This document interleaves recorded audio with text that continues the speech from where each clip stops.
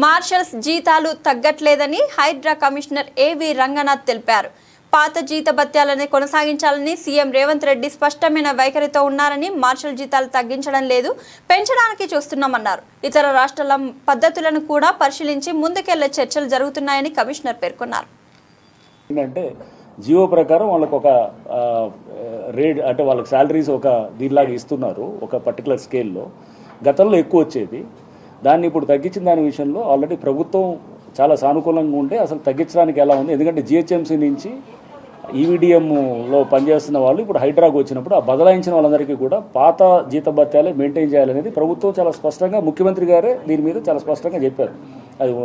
అది ఉంటుందనేది.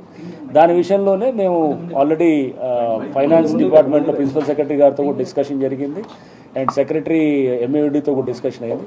వాళ్ళ జీతాలు ఎక్కడా తగ్గట్లేదు, అంతా కూడా యాజ్ ఇట్ ఈస్గా వచ్చేటట్టే సిస్టమ్ ప్లాన్ అయింది.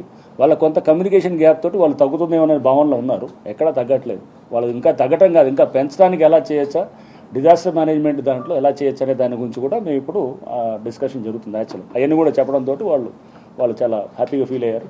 సో ఎక్కడ ఎటువంటి కమ్యూనికేషన్ జియో ఇప్పుడు 22,500 ఏదైతే ఇస్తామని జియో వచ్చిందో ఇస్తామని ఆ జియో వస్తే వాళ్ళకు కొంత భరోసా ఉంటుంది. నేను జియో అవసరం లేదు, దానికి జియో తీసుకురావడానికి కూడా ఇంకా వేరే సిస్టమ్స్ ఎలా చేయొచ్చు అనేది కూడా చూస్తున్నాం. వేరే స్టేట్స్లో ఇంకా బెటర్ ప్రాక్టీసెస్ ఉన్నాయంటే అవి కూడా స్టడీ చేయడానికి మా టీంని అవసరం అంటే కనుక బెంగళూరు, మహారాష్ట్ర అక్కడ కూడా పంపిద్దామని కూడా అనుకున్నాం.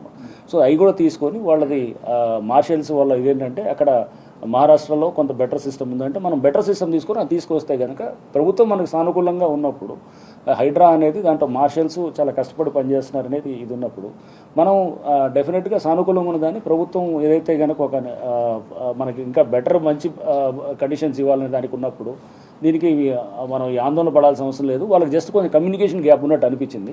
సో అది కూడా అలాగా దాంట్లో 1045 మంది దాదాపు వాళ్ళు వచ్చిన వాళ్ళలో 450 మందికి బెనిఫిట్ అవుతుంది దాంట్లో. యాక్చువల్గా వాళ్ళకి 3-4 వేలు పెరిగిందని, కొంతమంది తగ్గిన వాళ్ళు ఆందోళన పడ్డారు, బెనిఫిట్ అయిన వాళ్ళు హ్యాపీగా ఉన్నారు. సో బెనిఫిట్ అయిన వాళ్ళు హ్యాపీగా ఉన్న వాళ్ళు ఉండాలి, తగ్గిన వాళ్ళని కూడా మనం ఇప్పుడు వాళ్ళకు కూడా ఎలా కంఫర్ట్ చేయాలనే దానికే సెక్రటరీ గారు ఆల్రెడీ ఎంఏడి సెక్రటరీ గారు ఇలంబర్తి గారు వారు ఆల్రెడీ దాని మీద చాలా నిర్దిష్టమైన ఇది ఆదేశాలు కూడా ఇచ్చారు. వాళ్ళు ఎక్కడ తగ్గకూడదు అనేది ప్రభుత్వం యొక్క నిర్ణయం కూడా. దానికి తగ్గట్టుగా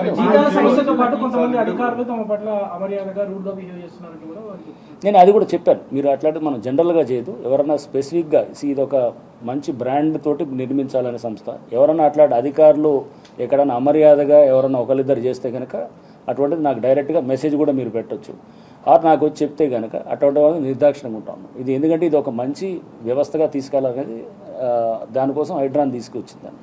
సో ఈ ఆర్గనైజేషన్ కూడా దీనికి ఒక డిఫరెంట్ కల్చర్ ఉంటుంది. ఎవరన్నా అమర్యాదగా ఉన్నా లేకపోతే ఏదన్నా వాళ్ళ వయసుకు గౌరవం ఇవ్వకపోయినా అట్లాంటిది ఏదున్నా కానీ ఎవరిని కూడా స్పేర్ చేయము.